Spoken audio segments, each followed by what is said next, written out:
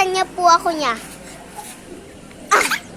Yan Guys guys. po, nakasapa na po ako. Tingnan mo guys, tingnan nyo. Guys, Pupunta andun kaming na ano, tindahan. Yan lang, ganyan lang. Pupunta kaming tindahan. Ayun po Tapos yung hindi daan. po, ay, kukuha po muna kami pera. Babalik kaming bahay. Opo, tapos po, Bye-bye. Mamaya na lang guys. yo. Yan guys, napagalitan si Franz. Yan guys, papasan niya na ako ulit. Yan guys. Huwag tatakbo guys. Huwag tatakbo. Uy. Huwag tatakbo. Ito yung tato. Yan po. Grabe, Ayan ang po. linaw.